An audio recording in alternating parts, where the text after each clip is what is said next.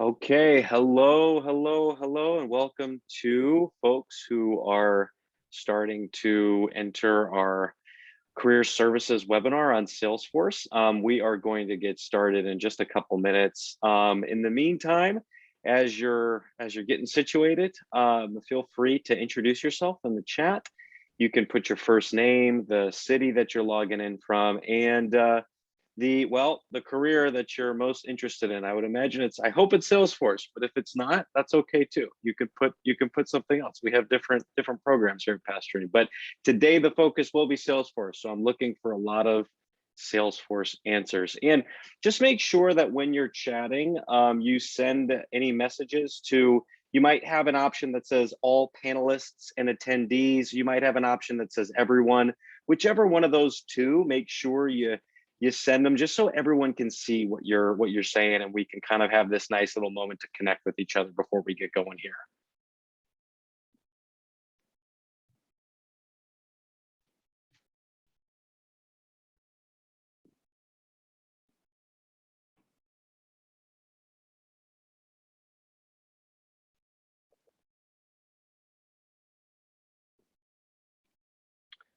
Okay, see some people coming in. That's great. We will get started very soon. Maybe just one more minute.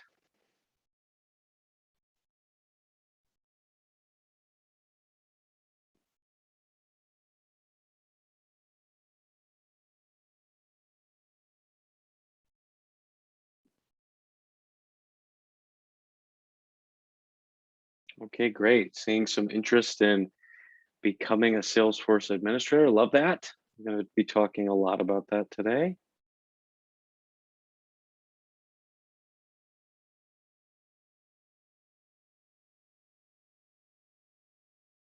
And just as an FYI, we are going to be recording this webinar. So for folks who maybe are going to come late, they'll maybe watch this recording later. We will have all this covered for you. So let's go ahead and we can kind of get started slowly. I'm sure more people will filter in as we go, but just a couple of logistical things before we get started. You'll notice that there's the chat function, which many of you are using now, and there's also a Q&A button that's right next to that chat, or it should be.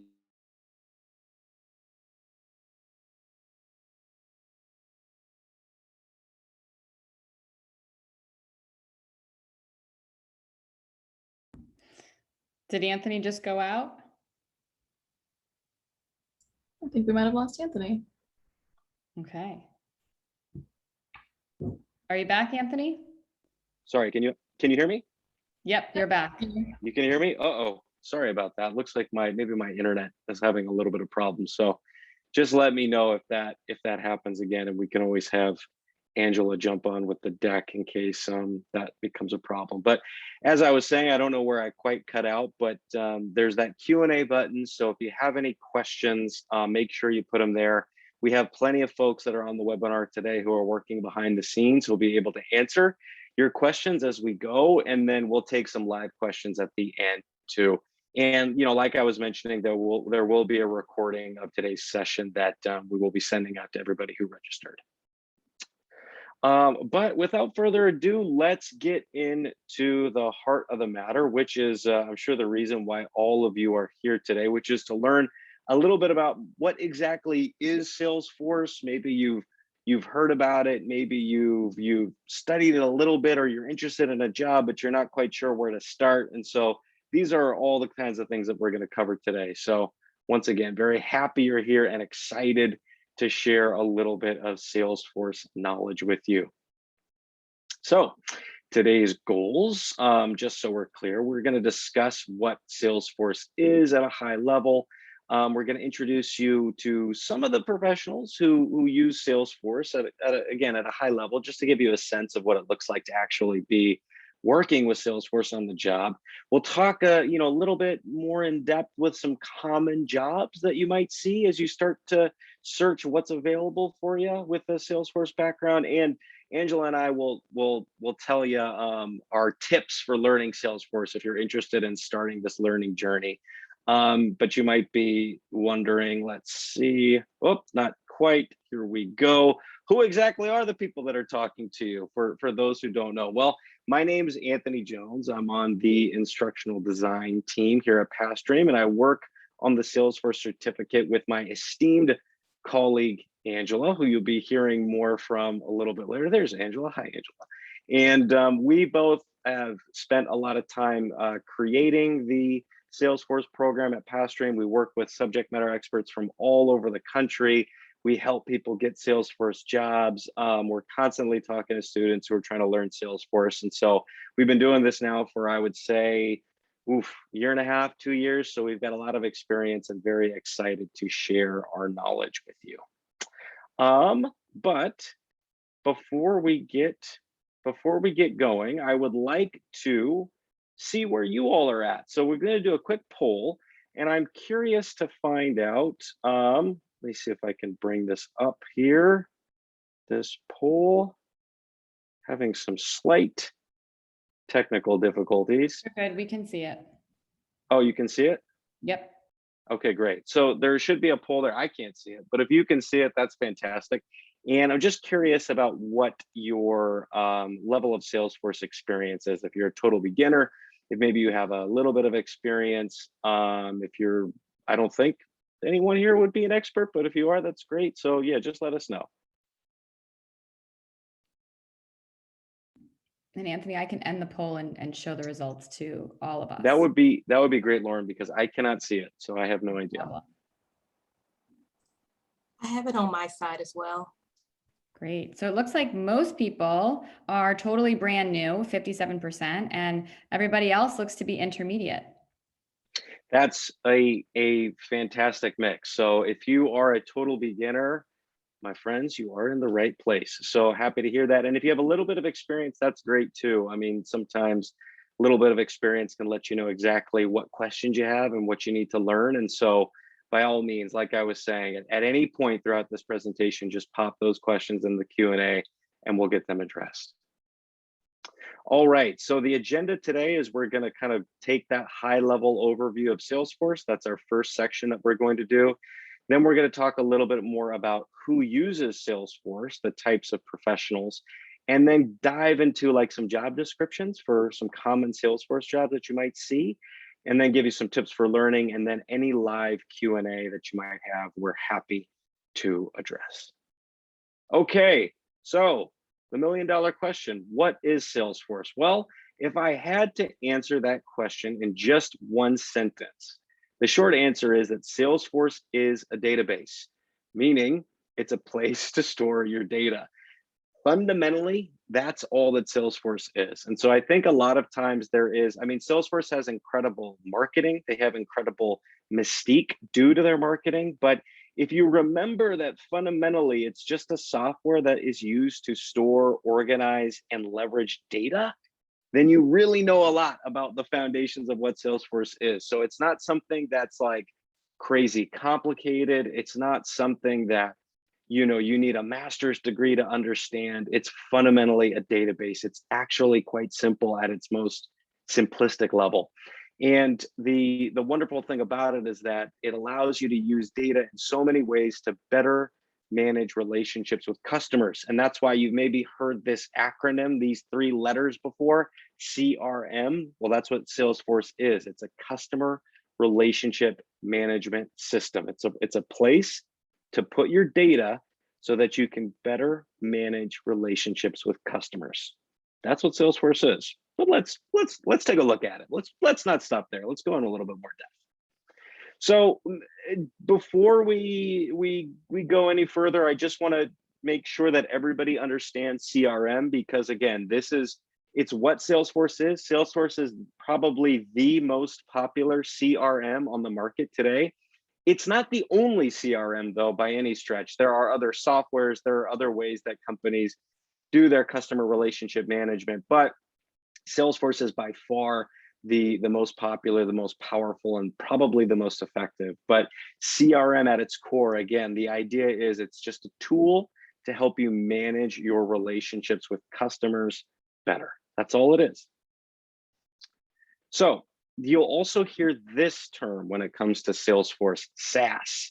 Not sassy, but SaaS, SaaS. This is a very popular term, especially in the Bay Area where Pathstream and many of us are located. There are many companies that create software as a service, or SaaS. Basically, all that means is you can think of these types of software as the kind of software that you don't actually buy. I don't know if any of you are as old as I am, but it's not the software anymore that you buy a CD and then you load it on your computer and then you have it on your computer, right? It's something that you're accessing through the cloud via the internet, and most likely through a subscription pay model, meaning maybe you pay $12 a month or something like that to have a software as a service like Salesforce or something else. Fun fact about Salesforce is they really pioneered the cloud. Now, when it comes to things like anything that you hear, it seems to be on the cloud, or the cloud is becoming a very common term. Well, Salesforce was one of the first companies to actually pioneer this technology. It's the reason why their icon is that blue cloud, right? If you were ever curious, like, why is Salesforce a blue cloud? Well, because they kind of started the cloud. So many people don't remember that, but there was this moment in time, just a little history lesson for all of you who like to nerd out about stuff like this, like I do. There was a time where it really wasn't clear if software was going to be more internet-based subscription model, like via the internet, or if it was going to continue to be that like it was when I was a kid. Like you go to Best Buy and you buy the box, and then you have a CD in there, and then you put the CD on your computer and you download like Microsoft Word or whatever. Like there was a moment in time where those two possibilities were very much at odds, and it wasn't clear which one was going to win. Well, part of the reason why Salesforce is the massive company that it is today is because the cloud won. So just a little fun history. If you ever hear a question about Salesforce on Jeopardy, now you'll be able to get it right. Okay, enough about history. Let's get into the actual software, which is probably why you're here.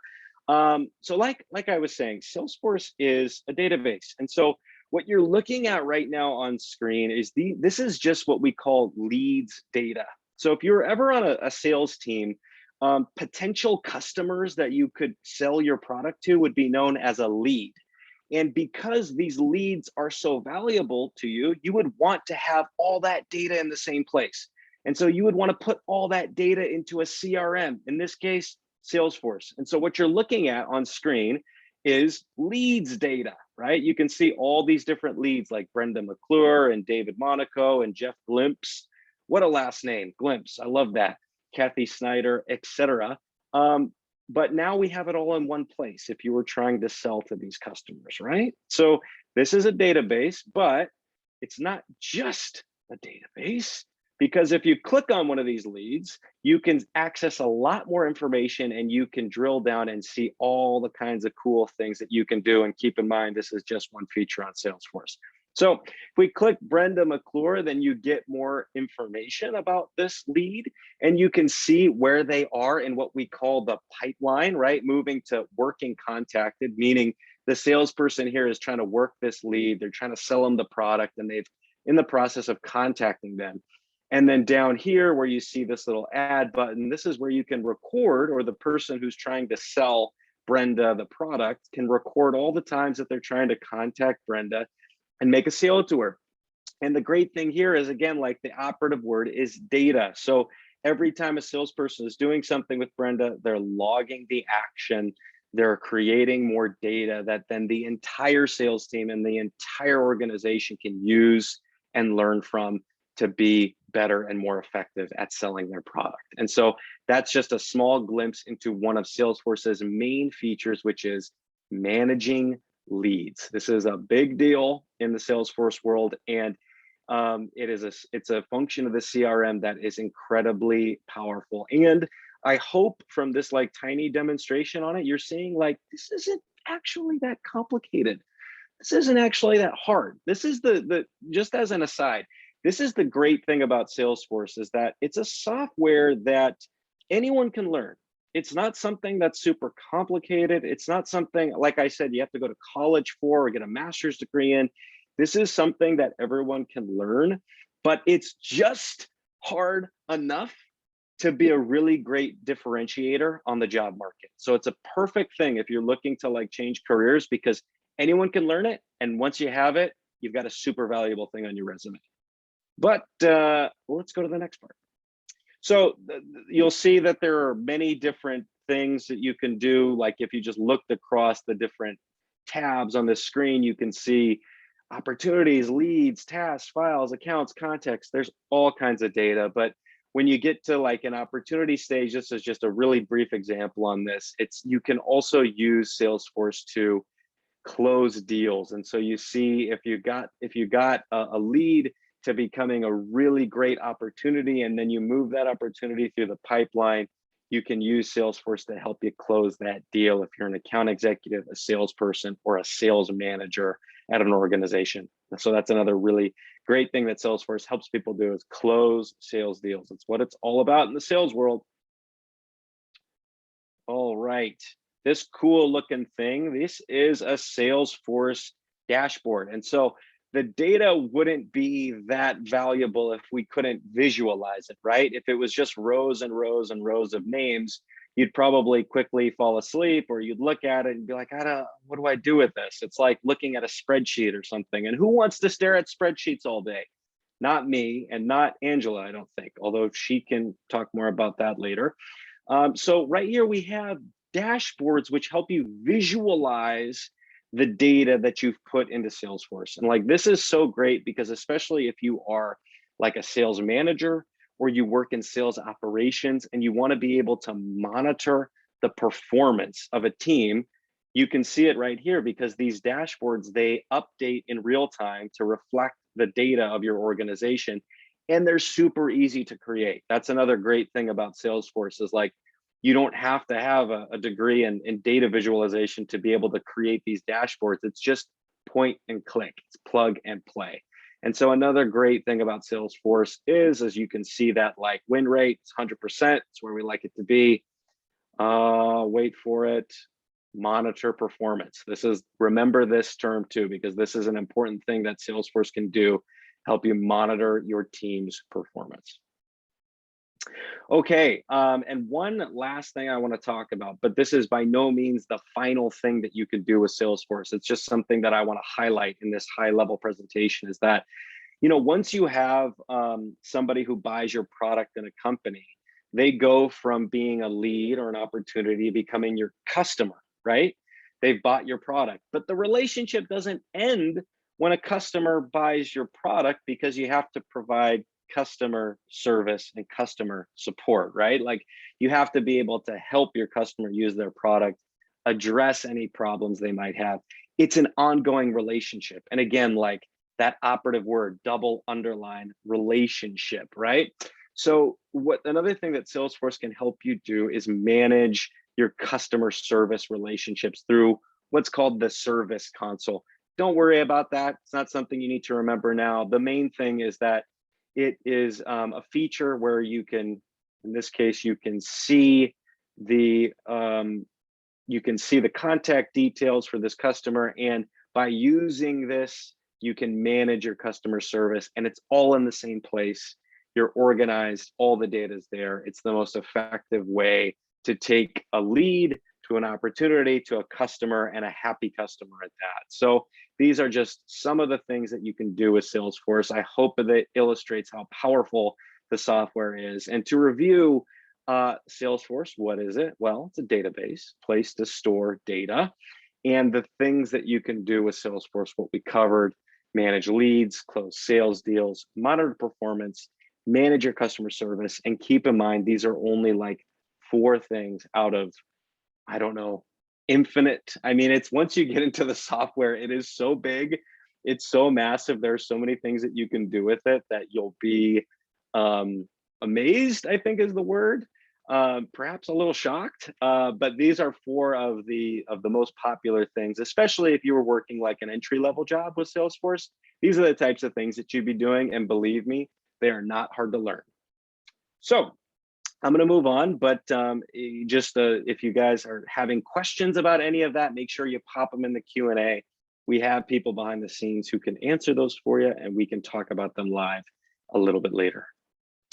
Now we're going to talk a little bit about, okay, like who actually would be using Salesforce on the job and what would like their day-to-day kind of be like. And so we kind of put together these little like testimonials of different people, and we'll read them to you just so you can kind of get a sense of like somebody who actually works with Salesforce and what it sounds like in their own words. So before we get there though, just wanted to kind of double underline this, that like a CRM system like Salesforce can be used by lots of different businesses and industry. So I hope you're not thinking like, oh, this is limited to like the world of finance or the world of like tech sales or anything like that.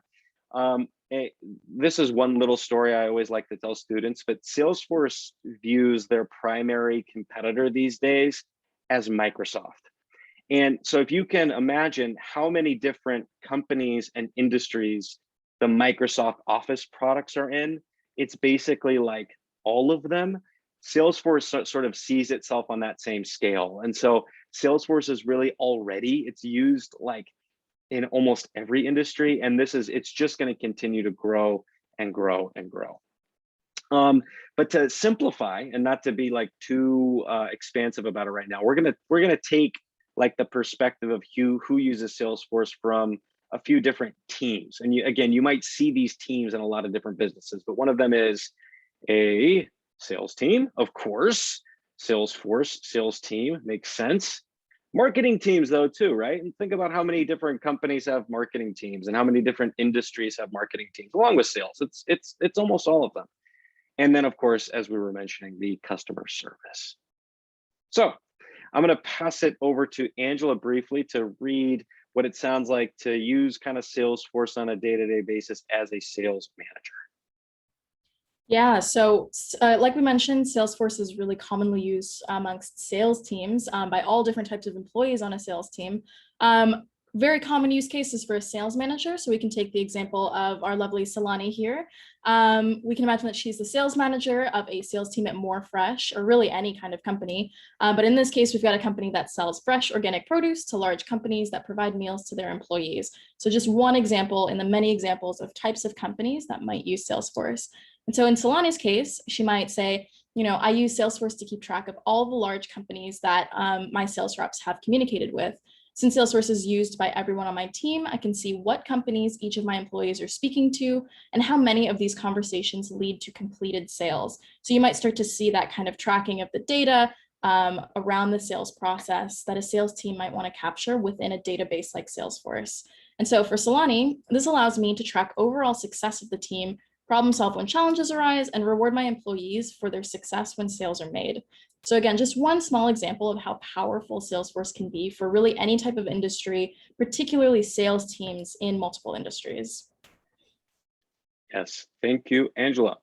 And I can talk a little bit more about what it would be like for a marketing lead who's using Salesforce. And so just go ahead and read this. You could imagine, this is coming through, as a marketing lead. But I'm the lead on a marketing team at New Tech, a company that sells computers. Most of the marketing that New Tech does is online, either on websites, through social media, or by email. Different employees on the marketing team are responsible for different online marketing locations. One employee for social media, one employee for email marketing, and so on. The marketing team at New Tech uses Salesforce to track the performance of all their marketing efforts. As the marketing lead, I'm able to see all of this information and then alter and improve marketing efforts that are failing by comparing them to efforts that are successful. The theme here, which I hope it's been coming across as like the value of Salesforce, is that centralized, right? Everything is in one place. You don't have some team members who are putting their data in spreadsheets on their own computer, other team members who are writing down their data in a personal notebook, and then another team member who's using Zoho, which is another CRM, and then a fourth team member who uses Salesforce. Because if things aren't centralized and unified, they're not valuable, right? Because you just don't have the full picture, especially as a manager, as a lead on a team. Like if you actually are trying to solve big problems strategically, you need to know what's been going on in your company, not just part of what's going on. So with that, I'll pass it back to Angela to cover the customer service. Yeah, so like Anthony was saying, a lot of these different teams in a company are using Salesforce, particularly customer service teams. So we can take the example of Jen, who's a customer service representative. I'm a customer service representative on the customer service team at a clothing store called Marcy's. I'm in charge of responding to online messages Marcy's has received from customers who are having a problem with an item they have purchased. I use Salesforce to look up the customer I'm interacting with by matching their name and email to the information stored in Salesforce. And this allows me to see the customer's purchasing history and past customer service needs so that I know exactly what product a customer is talking about and how best to help them. So you can probably see, we've all probably been on the other side of this system of maybe submitting a complaint to a customer service rep, but in the back end, folks like Jen, customer service representatives just like her, are using Salesforce to track all this information to kind of deliver that exceptional customer experience. And so all of this, again, to Anthony's point, can be centralized in Salesforce. All of that data lives in one place, and we're tracking all of those interactions with our customers, our leads, whoever it is, kind of consistently in one centralized database. So Anthony, I'll pass it back over to you.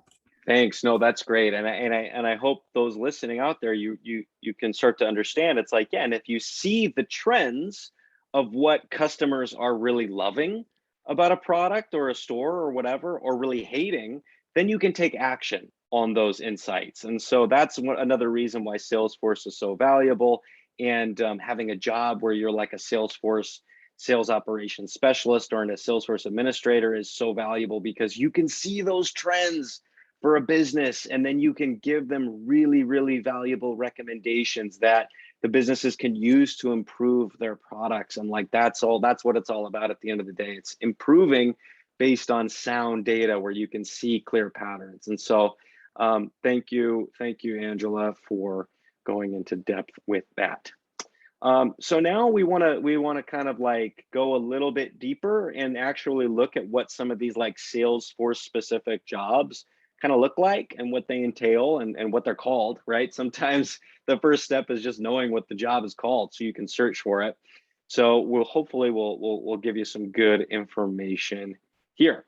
But before we do, just wanted to give you guys some highlights around the Salesforce job economy, because we do see that it's growing quite a bit. It's the reason, frankly, that Pathstream decided to create this program, because we saw that this demand was out there and we wanted to help people who wanted to get digital skills and change careers take advantage of this trend. And so we've seen that the median salary, the average salary for Salesforce administrators is $84,000, and analysts who have even more experience can just sort of make more and more money. The value really increases the more experience and certifications you have. Over 5,000 jobs requiring Salesforce were posted in the last 12 months. Quite a few jobs, like every day, like more and more Salesforce jobs we see are getting posted out there. And the percentage increase, you can see it's in the double digits. And again, the more that Salesforce grows, which they're certainly growing like crazy, the more jobs are going to be out there, the more people companies are going to need to be able to be the leads, or at least to work with Salesforce in their organization. So just to keep that in mind as we kind of talk more about these common Salesforce jobs. Just as a reminder, and I will probably remind you of this again before this presentation is over, so be prepared. Salesforce is used in all kinds of different businesses. It's used in nonprofits. So even if you're interested in doing nonprofit work, there's a whole path to learn how to best use Salesforce for nonprofits. So you would be amazed at all the different companies, organizations, businesses, nonprofits that use Salesforce. And really, like, whatever you're interested, whatever field, chances are there's a Salesforce job for that. So just keep that in mind. But we're going to talk about some of these common jobs, one of them being the Salesforce admin, which I know there was some curiosity about based on the chat at the beginning. We're going to talk about the sales ops specialist role or sales operations specialist role. And we're going to talk about the Salesforce business analyst role. So 3 really common roles, but again, by no means are we limited to these 3 roles. These are just 3 common ones. So what does a Salesforce administrator do? The best way to think about a Salesforce administrator is this is the person who really customizes and configures the Salesforce software for a particular business. Now, because Salesforce is so big, there are so many different things you can do with it. Not every business is going to use it in the same way, obviously, right? Like if you have one organization that's a nonprofit, and you have one organization that's a huge corporation, and you have another organization that's a small startup, every one of those places are going to have different needs from Salesforce, but they're going to need somebody on the back end to be able to configure the settings, to customize the features, so that the folks who are using Salesforce are using it in the best possible way for that specific business. And so you might hear, when it comes to the Salesforce admin, you might also see roles like Salesforce Junior Administrator or a CRM Administrator. And again, if you're somebody who you think in systems, you love to figure out how all the gears move together, this might be a role that you're interested in. Some day-to-day responsibilities, I'll just let you take a look at some of those bullet points. Again, the words that I would underline are, custom, because that's something you're going to be configuring a Salesforce system for the unique or the custom needs of a particular business. And then, the skills required, of course, are the experience with all the different features. Well, let me put it this way before we go too much in depth with the skills required, because this is a really common question that we get from a lot of students. So a lot of students say, well, how can I get a Salesforce administrator job if I don't know everything about Salesforce? And the answer is nobody knows everything about Salesforce. There's literally, I'm not kidding you, there's literally too many things that you can do with the software. And so the best thing that you can do is you can get to a place where you feel comfortable learning anything. You feel confident in your ability, where whatever you need to learn about Salesforce, you've got a foundation and you can learn it. You can Google it, you can go on Trailhead, which is Salesforce's official learning platform, and you can upskill very quickly because you have that foundation and that base. Pathstream, we can give you that foundation and that base. But then you're in a position where you can learn quickly and you can be equipped to solve these problems. So you'll never know everything, but as long as you have that foundation, it's like being able to speak a language fluently, and you feel very comfortably looking up words in the dictionary after that, right? Because you can speak the language. So another common position that a lot of students get interested in, we've helped a lot of students get these types of jobs, is sales operations specialist. It's also sometimes called sales support specialist. We've heard it called revenue operations specialist. One theme that you'll see when you start to look at these jobs is every company seems to call the same job by a slightly different name. I don't know what that's about, but it's a thing. So, the fundamental skill set of this job might be called a lot of different things, but basically it's somebody who is looking at how a sales team is performing and trying to optimize their performance, right? If you're a sales operations specialist, you're trying to figure out okay, how can we improve our systems or improve the way that we're using Salesforce so that we can achieve maximum efficiency as a team? So if you're somebody who's super interested in driving results and helping a team kind of hit its peak performance, and you're interested in sales, right? You should probably be interested in the world of sales. This is a good job for you. So day-to-day responsibilities might include, providing forecasts through the use of Salesforce data, like those dashboards that I was showing you. And, you might actually, this is actually pretty common. You might be at a company where only some people are using Salesforce, or maybe nobody is using Salesforce, or maybe people want to use Salesforce, but they're not being consistent about it. And so that's something where you can lead sort of the adoption of the tech stack, the technology that a sales team is using. And you can really be an advocate for just putting everything on Salesforce, because chances are if a sales team is using Salesforce really well, if they weren't before, they'll improve their performance by quite a bit.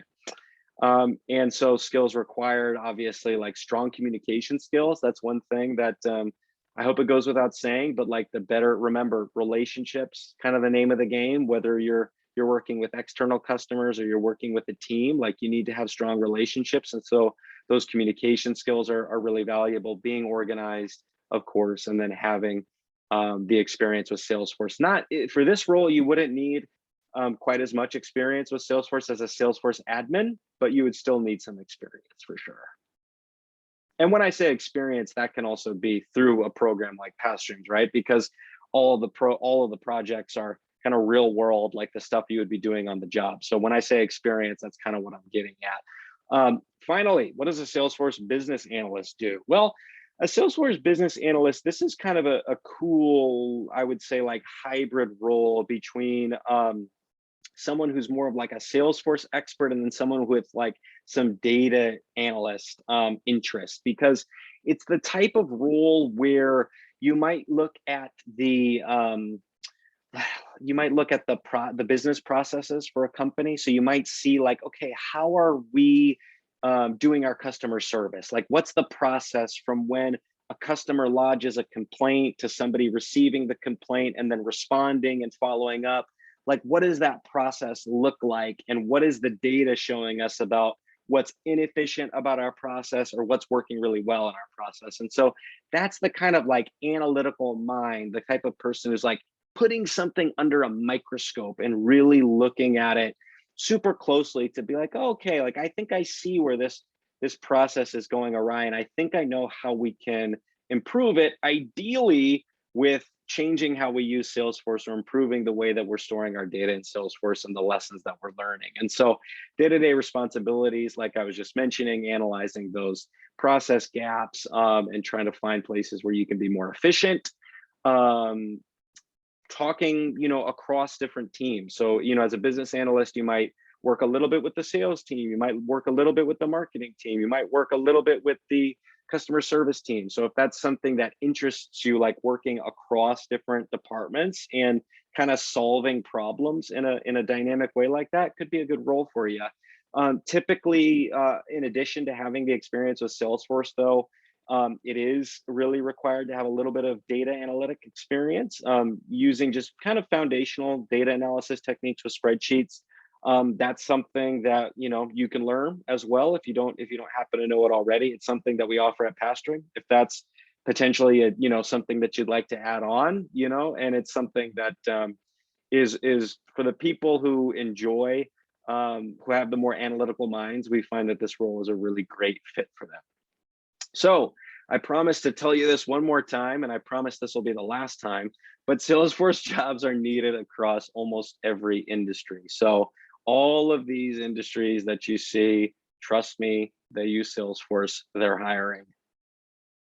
And if you want, we have several videos on these different jobs on our YouTube page.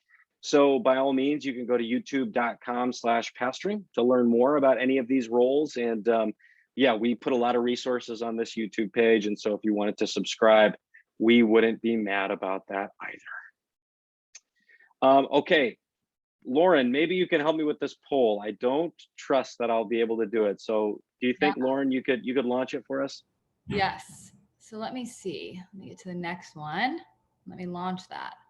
All right. And I'm just curious if like any of those roles, which of those roles are interesting to folks that are listening.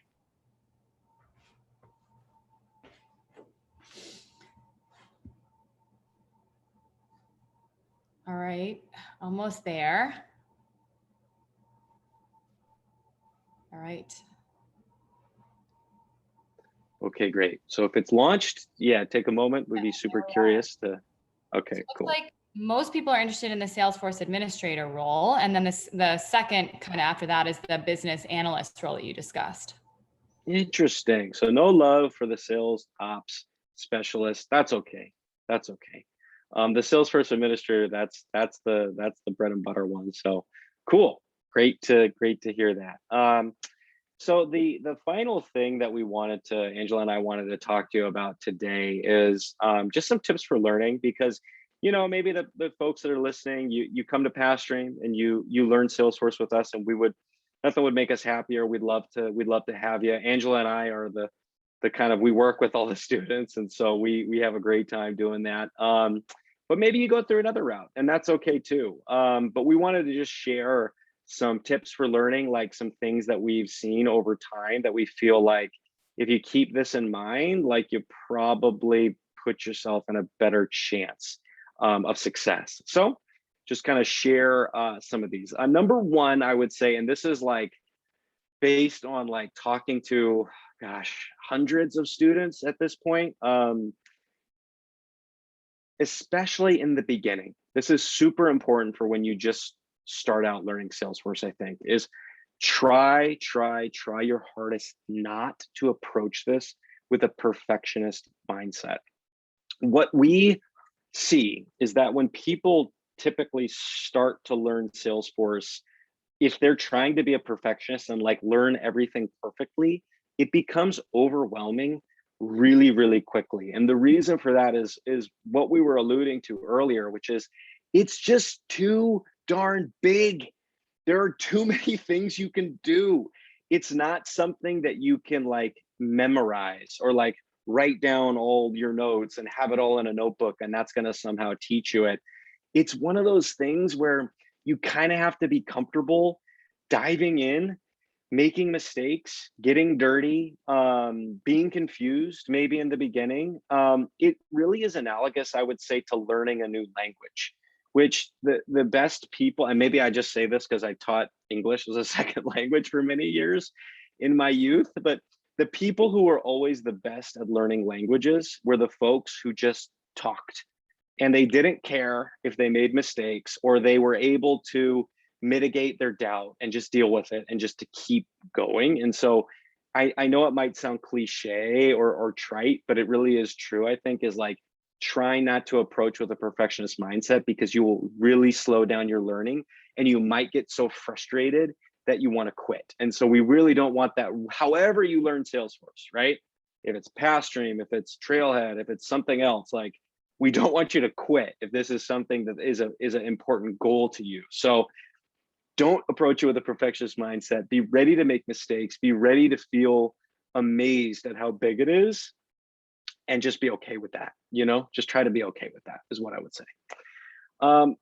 It's always, this is like one of those things where like everybody knows it's true. And yet for some reason, myself included, it's like hard to do this. But we know that if you have a specific goal in mind or a job outcome or a destination that you're moving towards before you start your learning path, your chances of completing that learning path and succeeding are astronomically higher.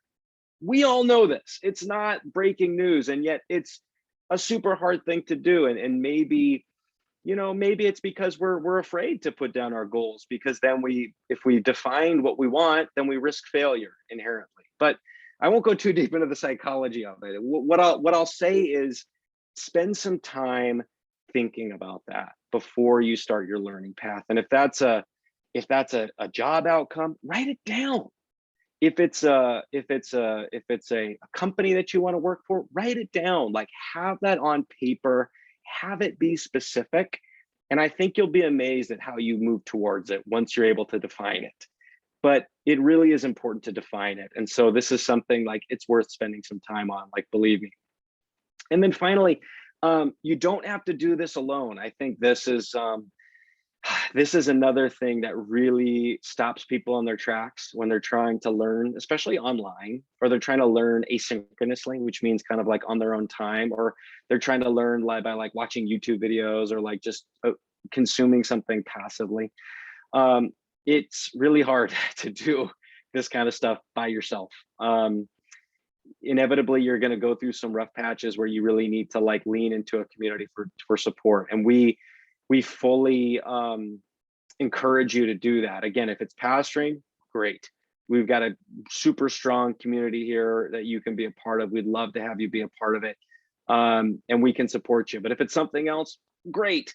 As long as you have that community, you know where it is and you know how to access it and ask for help, that's what you need. And so I think from my perspective, these three things are going to like greatly increase the likelihood of you being successful. But I wanted to pass it to Angela too, because she's had a chance to work and talk with so many students. So yeah, would love to hear your thoughts on this too, Angela. Yeah, I think I love these ones, particularly the perfectionist mindset of just like, don't be scared to get in there and start doing things. And on that note, I hope this one doesn't come as much of a surprise, but honestly, Googling is one of your best friends. We hear it from Salesforce experts that have multiple certifications that the best tool for them figuring out how to solve a problem at work was just being unafraid to Google it and say, hey, I don't know what's going on, but I'm going to figure it out. And I think when you're making a career transition, like into something like Salesforce, having that resourcefulness and being kind of unafraid to go into it and search around and engage with the community, ask questions, dig around on the internet, I think the better off you'll be. So I think my grand number 4 tip here would be use Google, make friends with Google. Google can be a great friend. There's no doubt about that. Yeah, it's one of my best friends too.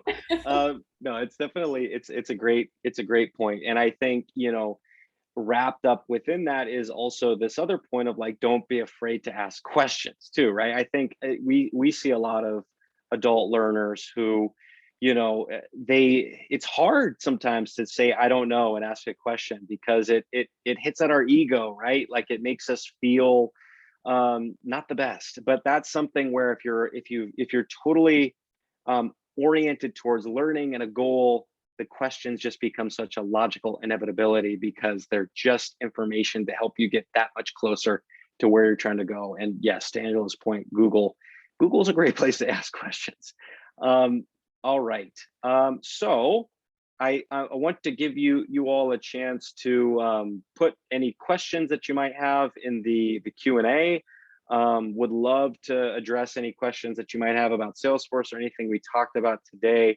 If you are interested in coming over to Pathstream, we have our programs in Salesforce, obviously, but if you find yourself more interested in something like data analytics, of course, that's something we offer too. But for those who are interested in Salesforce, you can go to pathstream.com/Salesforce to learn more about signing up and kind of joining our community and getting on our team. Again, we'd love to have you. But by all means, we have some time, and this is the moment for any Q&A. So would love to answer any questions that you have. And trust me, your questions, there are no dumb questions, there are no bad questions, and chances are your question is someone else's question. So anything at all that you're curious about or want us to talk a little bit more about, just feel free to put in the Q&A. We're more than happy to address it. Thanks, Anthony. So right now it looks like there's no open, oh, we just got one. Oh, great. Yeah, Lauren, there was a question about how long on average our Salesforce Administrator is, if you're completely new to Salesforce, and that's totally correct. Our Administrator Career Certificate is 18 weeks long, and that is basically, a guided experience with your instructor, but you don't have to log in at the same time every week. And that's really helpful for people that are working adults and, have other responsibilities in their lives. When will the Salesforce course begin and end? So we have rolling, kind of rolling abilities for you to start with us. The best thing to do is going to pathstream.com/Salesforce and take a look at when the next program is on that page, because we have programs that are offered at all times. So it's really about when it's best for you. And then there's another question. It's a great one. What is the typical entry-level Salesforce job? So Anthony or Angela, do you want to take that one? Sure. Angela, do you want to take it? Yeah, so there's a few different roles that you might consider if you're coming in from a non-Salesforce background. Depending, we like to tell students to really leverage the background that they're coming from. So for instance, if you're coming from a sales background, a nice gateway into admin work could be something like a sales operations manager, a sales manager, even sales operations specialist. Those are all great titles to kind of get into Salesforce admin work. You'll also often see roles like junior administrator, You'll even see something like support specialist or sales support specialist. Like Anthony was saying previously, there's really a lot of roles that use and touch Salesforce. And so while admin is the one that we kind of typically see our students most interested in, there's a lot of adjacent roles that also incorporate a lot of admin type day-to-day responsibilities. So those are just a few titles that you might consider looking into if you're first starting out your job search in Salesforce. Anthony, if you have any others that you've kind of encountered. No, I think that's a really great summation. I wanted to add too that one thing that we do prepare students for in this program is the Salesforce Admin Certification Exam, which is this official exam that's offered through Trailhead, which is the Salesforce learning platform. And so when you start to dig into the Salesforce world, you'll see that folks have these certifications, whether it's a Salesforce admin certification or a advanced admin certification. There are many, but that's a really nice thing for even people who are like just looking to break into an entry role to have those like official certifications on their resume. And so that's also kind of a great way. And I'm using it a little bit of as a segue to this next question that just came up, which was, how can someone with prior experience on other CRM platforms transition to Salesforce without taking a significant cut in salary? What would be a great transition from training and change management? Yeah, I mean, I think it's again, if you have that CRM experience, like you're already way ahead of the game because you have significant professional experience. You probably already understand the internal logic of a software like Salesforce. And I think, like I was saying, like one way where you can just sort of like, you're not moving laterally, like you're layering on and moving up, is by getting those official certifications. So that Salesforce admin certification to show that like, not only do you have this like really rich experience with change management and CRM, but you also have Salesforce chops, to put it succinctly. And so if you have all that on your resume, like you're not going to have to take a step back. I wouldn't think you'd be a really attractive role for some, maybe even something like a sales operations manager type role I could see. But that's something that we're normally talking to our graduates when they're going to the career side, because we do a lot of career coaching. But I would say with that background, you're in really good shape. Good question.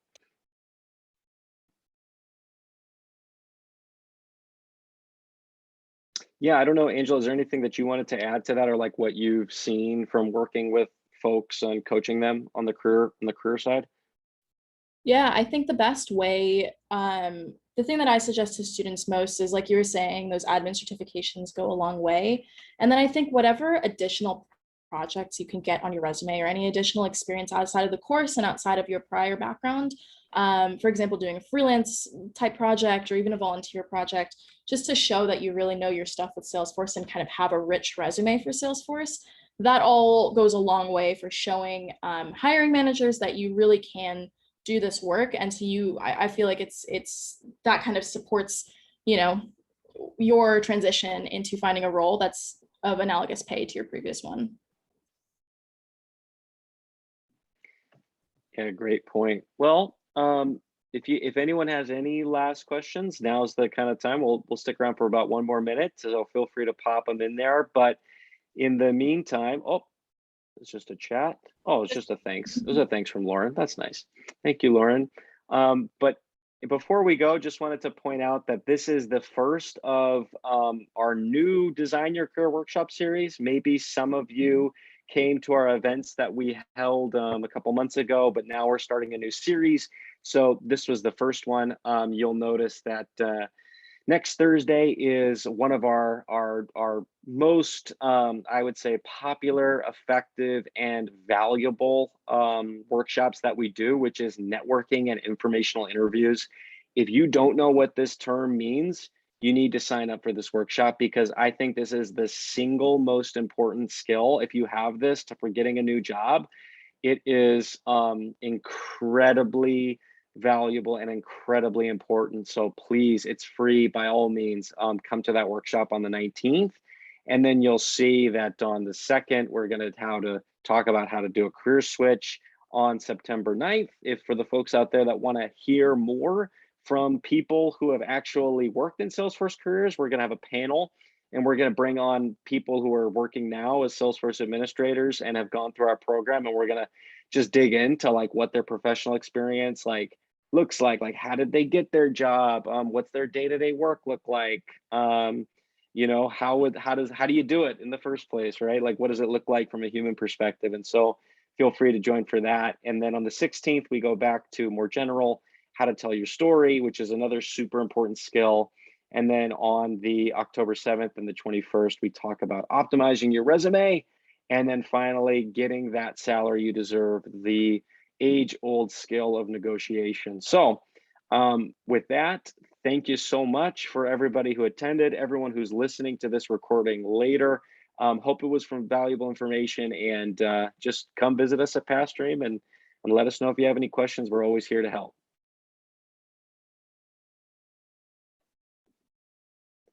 And Angela, thank you for joining us. And Lauren, thanks for the help with everything. And yeah. Yeah, thanks everyone. Thanks, Have a Anthony. great night.